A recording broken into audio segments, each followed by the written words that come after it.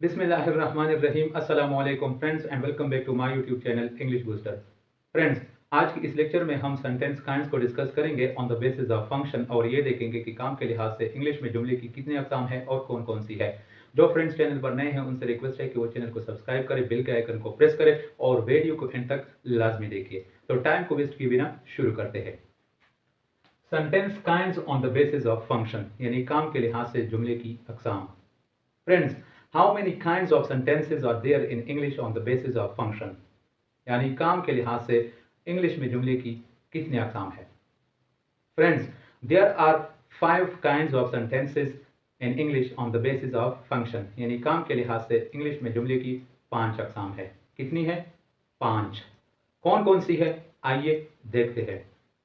Number 1, assertive or declarative sentence. Number 2, interrogative sentence. Number 3, imperative sentence. Number 4, exclamatory sentence. And number 5, ablative sentence. तो friends, काम के लिहाज से English में जुमले की ये 5 अक़साम है। तो सभी को वन बाय वन डिस्कस करते हैं। Assertive sentence. Assertive sentence is also called declarative sentence. Assertive sentence को डिक्लेरेटिव सेंटेंस भी कहा जाता है। फ्रेंड्स, असर्टिव सेंटेंस कौन सी सेंटेंस होती है? Friends, an assertive sentence is a sentence that makes a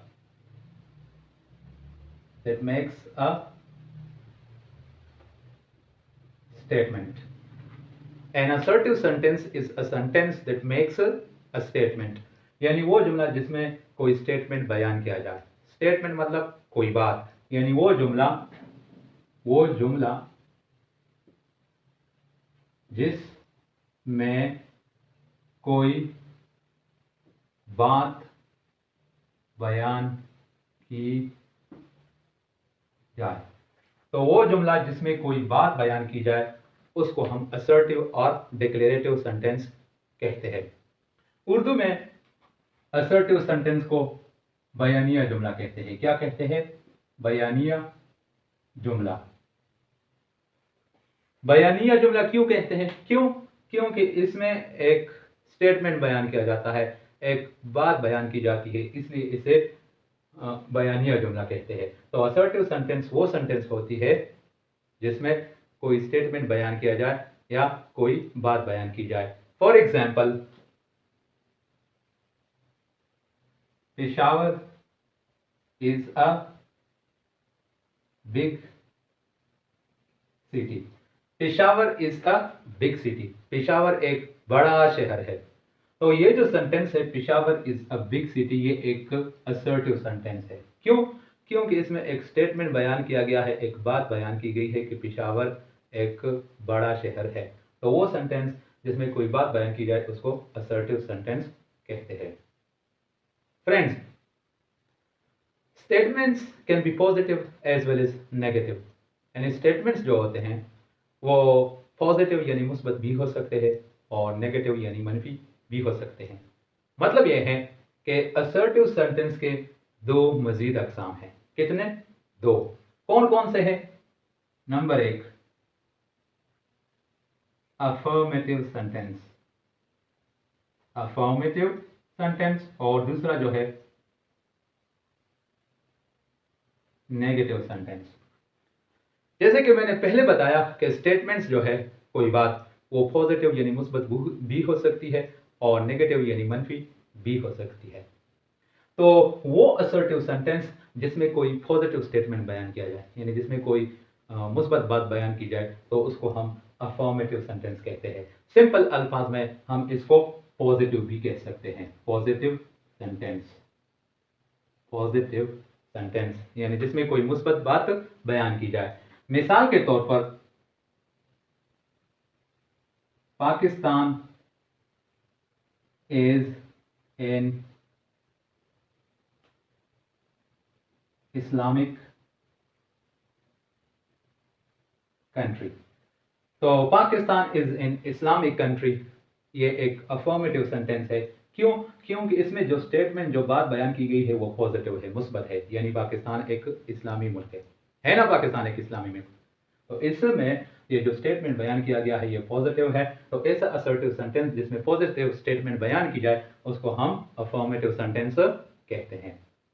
negative sentence जिस तरह के नाम से जाहिर है, यानी वो असर्टिव सेंटेंस जिसमें कोई नेगेटिव यानी मनफी बात बयान की जाए तो उसको हम नेगेटिव सेंटेंस कहते हैं। मिसाल के तौर पर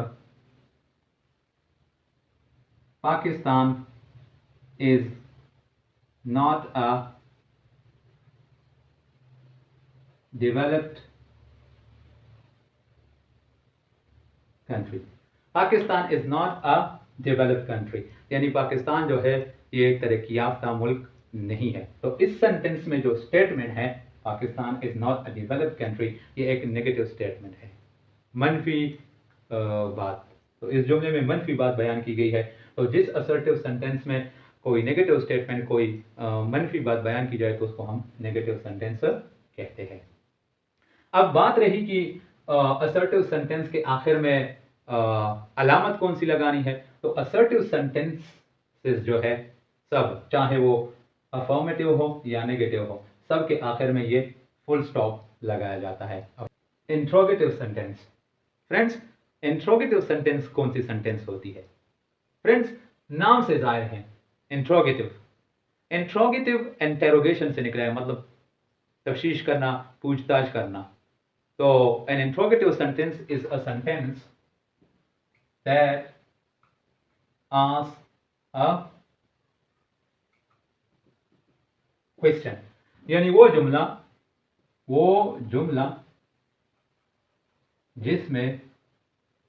जिसमें कोई सवाल पूछा जाए, जिसमें कोई सवाल पूछा जाए। तो वो जुमला जिसमें कोई सवाल पूछा जाए उसे हम इंट्रोगेटिव सेंटेंस कहते हैं। और इंट्रोगेटिव सेंटेंस को उर्दू में सवालिया जुमला कहते हैं। क्या कहते हैं? सवालिया जुमला। सवालिया जुमले के आखिर में हमने ये वाली अलामत लगानी होती है, जिसे हम क्वेश्चन मार्क या उर्दू में सवालिया निशान कहते हैं। तो इंट्रोगेटिव सेंटेंसेस के सब के आखिर में ये वाला अलामत लगाना लाजमी है, इसको भूलना नहीं। तो अगर आप भूल जाते हैं तो आप ग्रामेटिकल मिस्टेक करते हैं। ये निशान लाजमी है इंट्रोगेटिव सेंटेंस के आखिर में। मिसाल के तौर पर व्हाट इज योर नेम, तुम्हारा नाम क्या है। तो व्हाट इज योर नेम ये एक इंट्रोगेटिव सेंटेंस है। क्यों? क्योंकि इसमें सवाल पूछा गया है। अनदर एग्जांपल देखें, वेयर डू यू लिव, आप कहाँ रहते हैं। तो वेयर डू यू लिव, आप कहाँ रहते हैं। तो ये जो सेंटेंस है ये भी एक इंट्रोगेटिव सेंटेंस है। क्यों? क्योंकि इसमें भी सवाल पूछा गया है। एक और एग्जांपल देखें, are you free, are you free, क्या तुम फारिग हो। तो ये जो सेंटेंस है आर यू फ्री, ये भी एक इंट्रोगेटिव सेंटेंस है, क्योंकि इसमें भी एक सवाल पूछा गया है। तो वो जुमला जिसमें कोई सवाल पूछा जाए उसको हम इंग्लिश में इंट्रोगेटिव सेंटेंस कहते हैं, उर्दू में उसको हम सवालिया जुमला कहते हैं। और इंट्रोगेटिव सेंटेंसेस के आखिर में ये क्वेश्चन मार्क लगाया जाता है, ये ज़रूरी होता है। आई होप दोस्तों कि इंट्रोगेटिव सेंटेंस की समझ आई होगी। अब बढ़ते हैं इंपेरेटिव सेंटेंस की तरफ।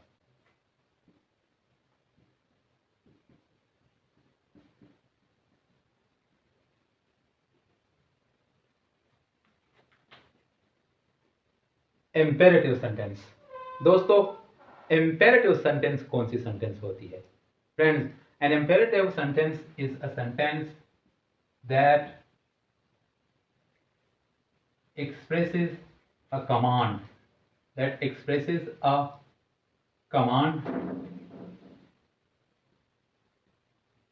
request,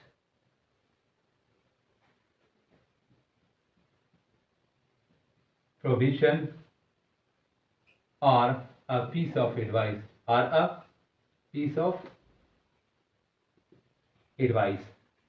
So an imperative sentence is a sentence that expresses a command, request, provision or a piece of advice। यानी वो जुमला वो जुमला जिसमें हुक्म दिया गया हो,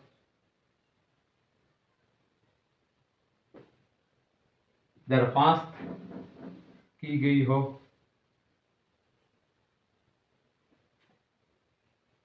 किसी काम से मना किया गया हो या नसीहत दी गई हो। तो वो जुमला दोस्तों जिसमें कोई हुक्म दिया गया हो, दरख्वास्त की गई हो, किसी काम से मना किया गया हो या नसीहत दी गई हो, तो ऐसे जुमले को हम इंपेरेटिव सेंटेंस कहते हैं। फ्रेंड्स, यूजुअली सेंटेंसेस जो होते हैं वो सब्जेक्ट से शुरू होते हैं, लेकिन इंपेरेटिव सेंटेंसेस जो है ये वर्ब के फर्स्ट फॉर्म से शुरू होते हैं और इनके शुरू में जो सब्जेक्ट होता है यू, वो अंडरस्टूड होता है, वो हम नहीं लिखते। मिसाल के तौर पर open the door, open the door, दरवाजा खोलो, तो ये एक इंपेरेटिव सेंटेंस है। क्यों? क्योंकि इसमें दरवाजा खोलने का हुक्म दिया गया है। तो वो जुमला जिसमें हुक्म दिया गया हो तो उसको हम इंपेरेटिव सेंटेंस कहते हैं। अगर आप इसे देखें तो ये वर्ब के फर्स्ट फॉर्म ओपन से शुरू हुआ है और इनके आखिर में फुल स्टॉप लगाया जाता है। इंपेरेटिव सेंटेंसेस के आखिर में फुल स्टॉप आता है। एक और एग्जांपल देख ले, please bring me a glass of water. तो please bring me a glass of water, ये भी एक इंपेरेटिव सेंटेंस है क्योंकि इसमें रिक्वेस्ट की गई है, दरख्वास्त की गई है। तो वो जुमला जिसमें दरख्वास्त की गई हो तो उस जुमले को भी हम इंपेरेटिव सेंटेंस कहते हैं। वो इंपेरेटिव सेंटेंस जिसमें दरख्वास्त की गई हो उसके या तो शुरू में हम प्लीज लगाते हैं या आखिर में लगाते हैं। यानी इस सेंटेंस को हम इस तरह भी कह सकते हैं कि bring me a glass of water please. तो ये क्या है? ये एक इंपेरेटिव सेंटेंस है। अनदर एग्जांपल देखे जिसमें किसी काम से मना किया गया हो। For example, don't go there. तो डोंट गो देयर ये जो सेंटेंस है ये भी एक इंपेरेटिव सेंटेंस है। क्यों? क्योंकि इसमें किसी काम से मना किया गया है, यानी प्रोहिबिशन, प्रोहिबिशन। ठीक है, तो इसमें किसी काम से मना किया गया है, तो वो जुमला जिसमें किसी काम से मना किया गया हो तो उसको भी हम इंपेरेटिव सेंटेंस कहते हैं। वो इंपेरेटिव सेंटेंसेस जिनमें किसी काम से मना किया गया हो तो उसको शुरू में हम डोंट लगाते हैं। क्या लगाते हैं? Don't. For example, don't touch me, don't make a noise, वगैरह वगैरह। अनदर एग्जांपल देके इंपेरेटिव सेंटेंस की जिसमें नसीहत दी गई हो। फॉर एग्जांपल, ओबे योर पेरेंट्स, ओबे योर पेरेंट्स, अपने वालिदैन का हुक्म मानो, यानी अपने वालिदैन का कहना मानो। तो इस सेंटेंस में नसीहत दी गई है। क्या दी गई है? नसीहत। तो जिस जुमले में नसीहत दी गई हो उसको भी हम इंपेरेटिव सेंटेंस कहते हैं। उम्मीद है दोस्तों कि इंपेरेटिव की भी समझ आई होगी। अब बढ़ते हैं एक्सक्लेमेटरी सेंटेंस की जानिब। एक्सक्लेमेटरी सेंटेंस दोस्तों, एक्सक्लेमेटरी सेंटेंस कौन सी सेंटेंस होती है? फ्रेंड्स, नाम से जाहिर है एक्सक्लेमेटरी। एक्सक्लेमेटरी एक्सक्लेम से निकला है। एक्सक्लेम मतलब इजहार करना। तो an exclamatory sentence is a sentence that expresses strong feelings or emotions of joy, grief, or wonder. An exclamatory sentence is a sentence that expresses strong feelings or emotions of joy, grief, or wonder. यानी वो जुमला जिसमें गम, खुशी या हैरानगी का इजहार हुआ हो। तो वो जुमला जिसमें गम, खुशी या हैरानी का इजहार हुआ हो, उस जुमले को हम एक्सक्लेमेटरी सेंटेंस कहते हैं। फ्रेंड्स, इंपेरेटिव सेंटेंसेस जो होते हैं ये दो तरह के होते हैं। एक वो होते हैं जिनमें इंटरजेक्शंस इस्तेमाल होते हैं और दूसरे वो होते हैं जिनमें इंटरजेक्शन इस्तेमाल नहीं होता। तो जिस एक्सक्लेमेटरी सेंटेंस में इंटरजेक्शन इस्तेमाल हुआ होगा तो हम साइन ऑफ एक्सक्लेमेशन जो है, ये वाली जो अलामत है, इसको साइन ऑफ एक्सक्लेमेशन कहते हैं। तो हम इंटरजेक्शन के बाद साइन ऑफ एक्सक्लेमेशन लगाएंगे और आखिर में फुल स्टॉप। अगर सेंटेंस में इंटरजेक्शन इस्तेमाल नहीं हुआ हो तो फिर हम आखिर में फुल स्टॉप नहीं लगाएंगे, बल्कि ये वाली अलामत जो है साइन ऑफ एक्सक्लेमेशन, ये आखिर में लगाएंगे। इंटरजेक्शंस क्या होते हैं? इंटरजेक्शंस वो अल्फाज होते हैं जो गम, खुशी या हैरानी का इजहार करते हैं और ये एक्सक्लेमेटरी सेंटेंस के शुरू में आते हैं। For example, wow, she is so pretty. Wow, she is so pretty. तो इस सेंटेंस को अगर हम देखें तो इसमें हैरानी का इजहार हुआ है। किसी लड़की की खूबसूरती को देखकर खुशी का हैरानी का इजहार हुआ है। अगर इसमें हम ये शुरू का लफ्ज देखें वाव, तो ये इंटरजेक्शन है, ये हैरानी का इजहार करता है। तो इस सेंटेंस में इंटरजेक्शन आया है शुरू में, इसलिए हमने साइन ऑफ एक्सक्लेमेशन इंटरजेक्शन के बाद लगाया है और आखिर में फुल स्टॉप। तो जिस एक्सक्लेमेटरी सेंटेंस में इंटरजेक्शन इस्तेमाल हुआ हो तो साइन ऑफ एक्सक्लेमेशन इंटरजेक्शन के बाद लगाएंगे और आखिर में फुल स्टॉप। अब अगर इंटरजेक्शन इस्तेमाल नहीं हुआ हो तो फिर हम लास्ट में ये साइन ऑफ एक्सक्लेमेशन लगाएंगे। For example, what a beautiful flower it is. What a beautiful flower it is. अगर हम इस सेंटेंस को देखें तो इस सेंटेंस में इंटरजेक्शन इस्तेमाल नहीं हुआ है, इसलिए हमने यहाँ पर साइन ऑफ एक्सक्लेमेशन जो है ये आखिर में लगाया है। तो वो एक्सक्लेमेटरी सेंटेंस जिसमें इंटरजेक्शन इस्तेमाल हुआ हो तो वहाँ पर हम साइन ऑफ एक्सक्लेमेशन इंटरजेक्शन के बाद लगाएंगे। अगर इंटरजेक्शन इस्तेमाल नहीं हुआ हो तो साइन ऑफ एक्सक्लेमेशन सेंटेंस के आखिर में लगाएंगे। उम्मीद है दोस्तों कि इंपेरेटिव सेंटेंस की भी समझ आई होगी। तो अब बढ़ते हैं ऑप्टेटिव सेंटेंस की जानिब।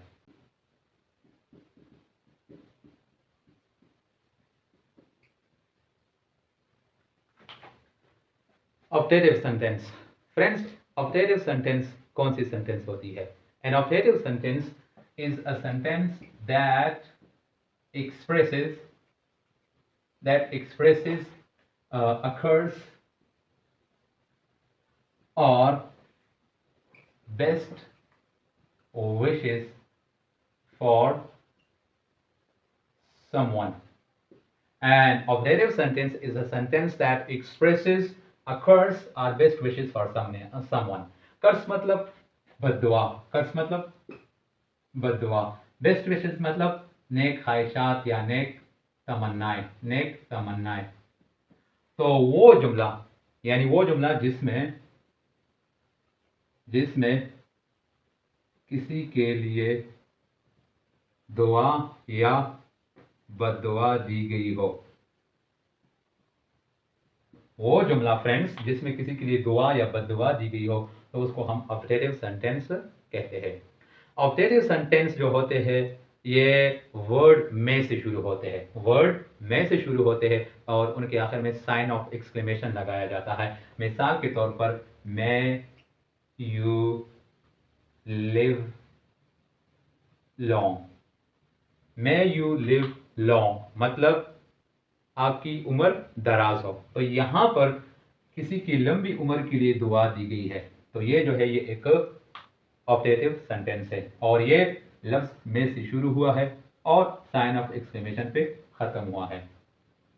वो ऑप्टेटिव सेंटेंस जिसमें किसी के लिए बद्दुआ दी गई हो उसकी मिसाल देके, मैं you never succeed, may you never succeed, खुदा करे कि तुम कभी कामयाब ना हो। तो यहां पर इस सेंटेंस में किसी के लिए बद्दुआ दी गई है, तो ये भी क्या है? ऑप्टेटिव सेंटेंस की एक मिसाल है और ये भी वर्ड में से शुरू हुआ है और उसके आखिर में साइन ऑफ एक्सक्लेमेशन आया है। उम्मीद है दोस्तों कि समझ आई होगी। तो आज के लिए ये काफ़ी था। मुलाकात होगी अगली वीडियो में, तब तक के लिए खुदा हाफिज़। वीडियो पसंद आई हो तो वीडियो को लाइक करें, शेयर करें और चैनल को सब्सक्राइब करें। Goodbye and see you soon.